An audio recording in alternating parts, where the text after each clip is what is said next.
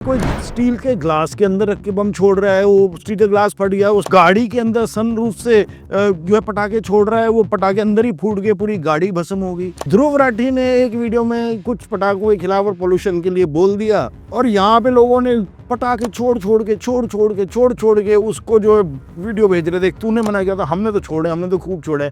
अरे भाई, वो यूरोप में रहता है, वहाँ 1-10 नहीं पहुँचता है कभी कभी, तुम यहाँ हजार से ऊपर लेके बैठे हुए हो, उसको क्या फर्क पड़ रहा है यार। दिल्ली की चीफ मिनिस्टर रेखा गुप्ता ने करके दिखा दिया, इम्पॉसिबल को पॉसिबल करके दिखा दिया। ये प्रूव करने की कोशिश करी है कि इस बार का पोल्यूशन जो है ना दिल्ली का, जब से बीजेपी सरकार आई है, पिछली बार के पोल्यूशन से कम हुआ है। और जबकि जितना भी सारा प्रमाण है जो आंखों से दिख रहा है और जो सांस लेने में फील हो रहा है, जो आंखों में चुभ रहा है, वो बता रहा है कि आप साफ साफ झूठ बोल रही हैं। विदेशों से वीडियो आ रहे हैं कि किसी का घर जल गया, कहीं पे उनको फायर ब्रिगेड बुलानी पड़ेगी। ये तो 2014 के बाद हमारे दिमाग में भरा गया कि हम मूवी शुरू हो गए, दुनिया में पहचान लगी, दुनिया में हमारी इज्जत होने लग गई है, जबकि ऐसा कुछ है नहीं।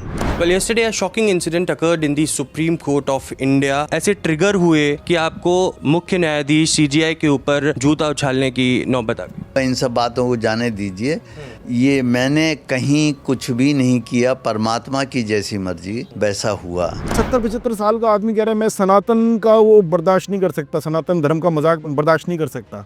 अंकल जी रुक जाओ 4-5 साल, आप सनातन के पास ही पहुंच जाओगे यार, इतनी जल्दी किस बात की आप।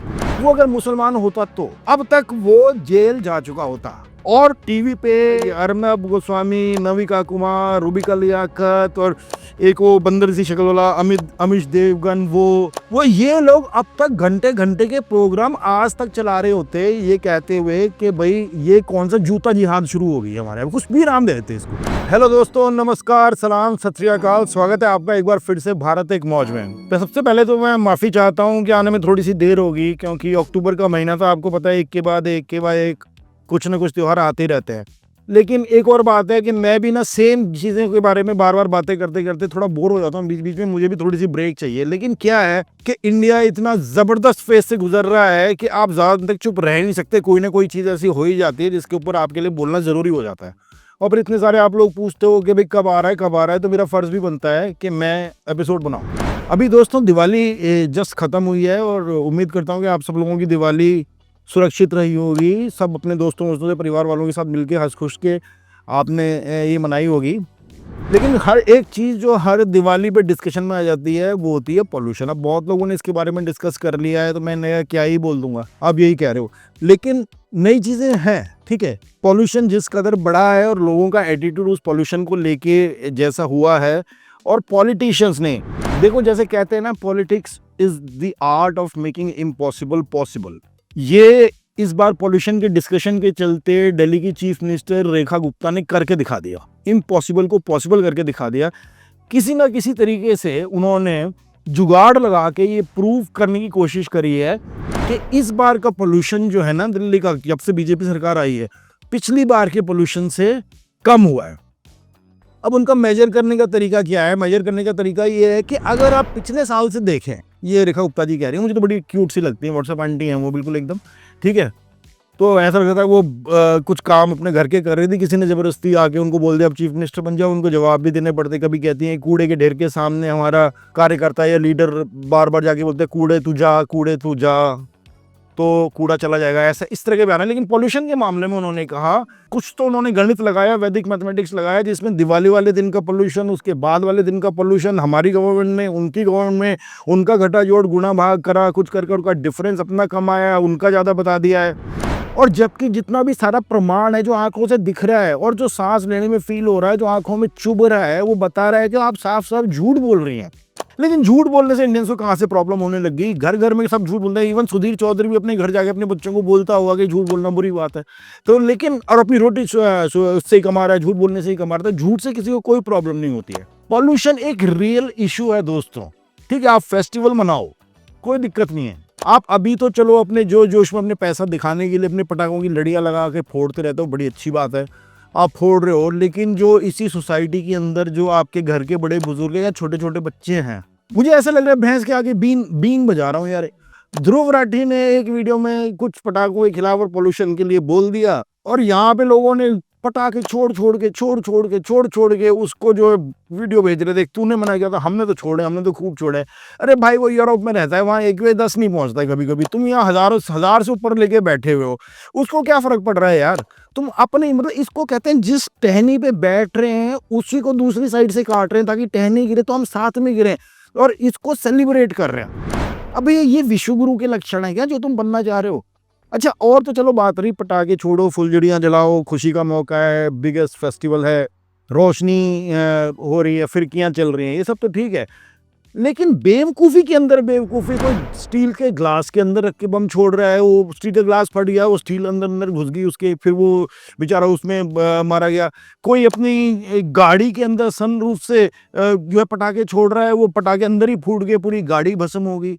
ये तो इंडिया की कहानी है। इस तरह के बहुत सारे गाने जो भी आपके डॉक्टर दोस्त वोस्त होंगे आपकी फैमिलीज में, वो बताएंगे दिवाली वाले दिन और उसके अगले दिन बॉर्न वार्ड्स में क्या हालत होती है। ये तो इंडिया में हो रहा है।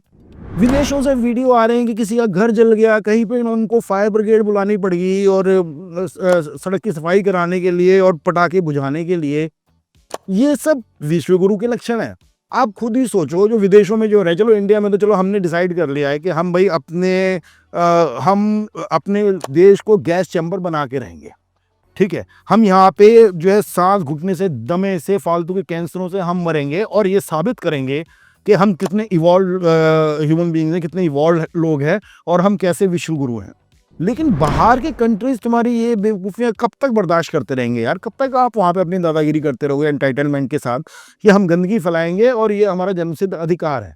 और उस पर तुर्रा ये कि हम विश्वगुरु बन गए। अब से पहले इंडिया को कोई नहीं जानता था दुनिया में। हाँ, बात सही है, अब से पहले इंडिया को रीजनेबल कंट्री समझते थे, जहाँ के लोग ना जो है तरक्की शुदा हैं, तरक्की करना चाहते हैं, पढ़ना लिखने में तेज हैं, आगे बढ़ के तरह तरह की इंडस्ट्रीज में काम कर रहे हैं। लेकिन अब उन्होंने ये नया इंडिया ये पहली बार देखा है जो इस तरीके की हरकतें करता है। दोस्तों, विश्वगुरु बनोगे या नहीं ये तो मुझे पता नहीं है, लेकिन जैसे हम सब लोगों को अपनी एग्जिस्टेंस के लिए थोड़ा ह्यूमर चाहिए होता है ना, चुटकुले चाहिए होते हैं ताकि हमारे बुरे टाइम में हम उन पर हंस सकें, और मूड ऑफ हो तो कोई कॉमेडी फिल्म देख लिया, कुछ ऐसा देख लिया ताकि मूड थोड़ा ठीक हो जाए। पूरी दुनिया के लिए चुटकुला जरूर बन गए हम लोग। अपने बच्चों को वीडियोस दिखाते हैं इंडियंस के हरकतों के कि देखो भैया इस तरह के लोग भी इस प्लेनेट के ऊपर रहते हैं, और इन लोगों ने अपनी टेक्स्ट बुक्स से एवोल्यूशन की थ्योरी गायब कर दी है, बिकॉज इनको इवॉल्व होने की जरूरत ही नहीं है। या फिर ये जहां पे थे, जिन बंदरों पे थे, उन्हीं बंदरों पे टिक के रह गए, उससे आगे ये बढ़े ही नहीं है।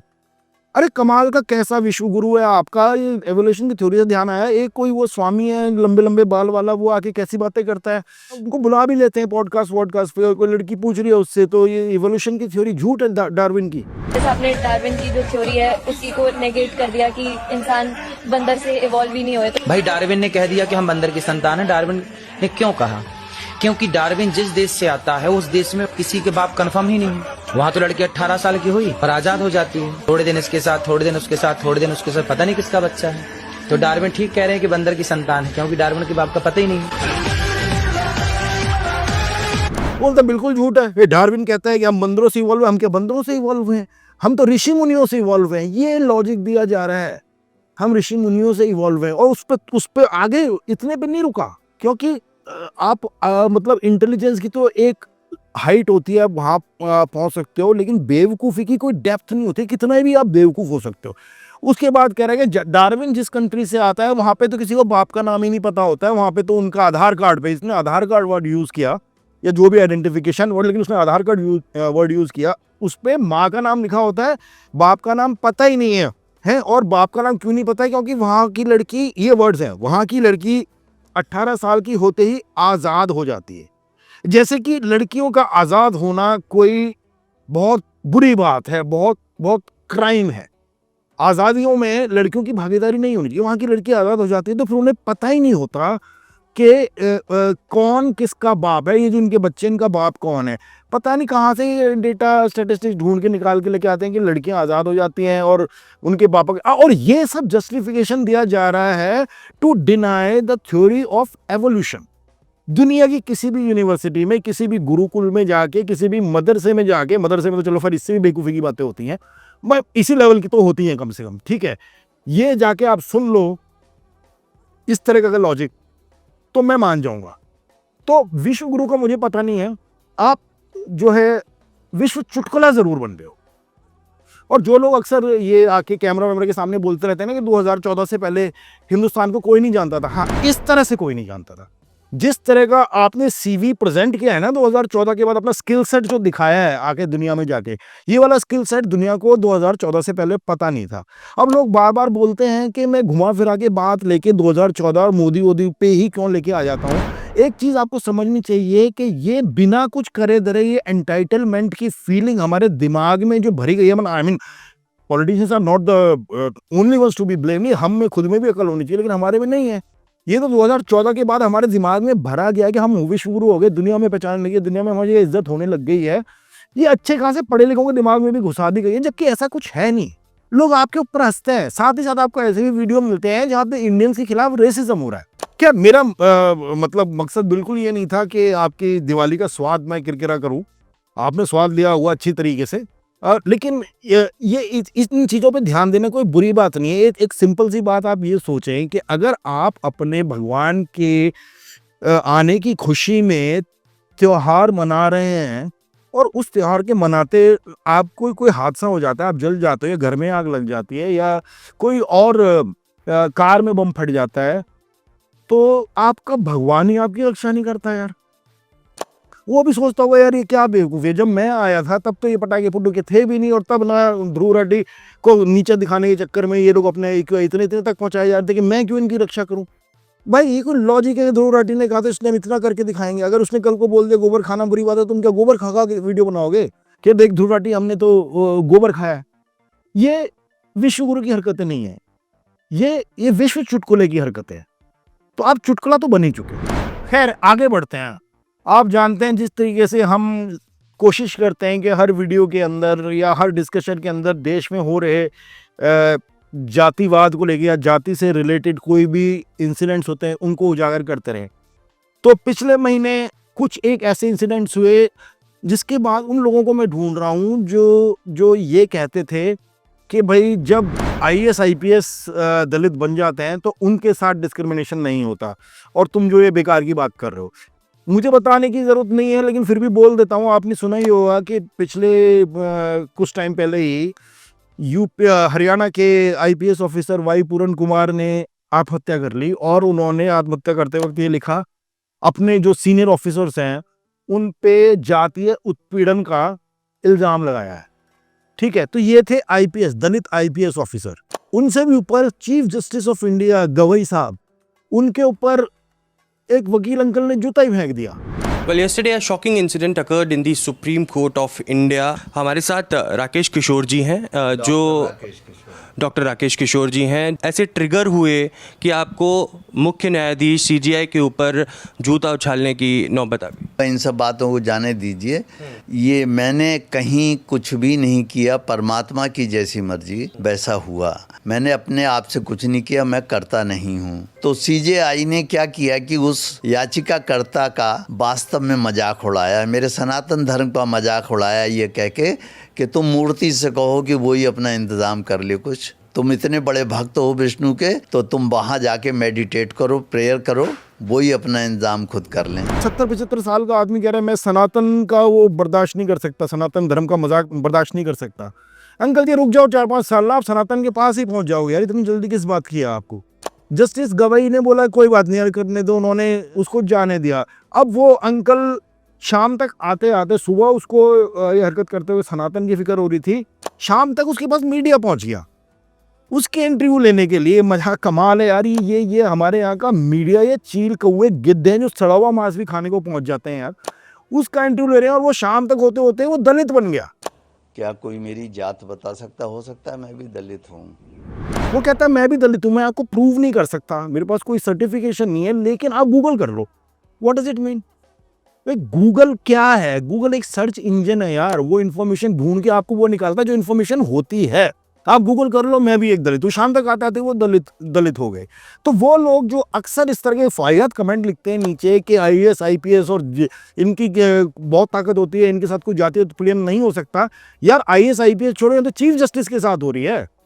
ठीक है, अब आप जरा ये हिपोक्रेसी ऑफ विश्व गुरु, इन हरकतों को और दुनिया भी देखती है। बाय द वे मैं आपको बता दूं कि सोशल मीडिया खाली आपके यहाँ ही नहीं है, वीडियो रील्स को आपके यहाँ ही नहीं बनती हैं। दूसरे देशों का मजाक उड़ाते हुए जो आप वीडियोस वगैरह बना के शेयर करते हो, आपके यहाँ नहीं, दुनिया भर में होता है। का वहीं से आया है ये सोशल मीडिया, उनके यहाँ भी बनता है। वो सब ये चीजें हरकतें देखते हैं ना, तो वो दिखाते हैं अपने। मेरे ख्याल से कुछ दिनों में India will be a subject in social sciences in developed universities in developed countries के कैसा नहीं बनना है, कैसे हमें नहीं जाना है।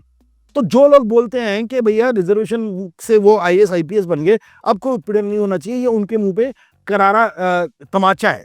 अब सोचो वो जूता फेंकने वाला जो सनातन का ठेकेदार बना हुआ था, वो अगर मुसलमान होता तो अब तक वो जेल जा चुका होता।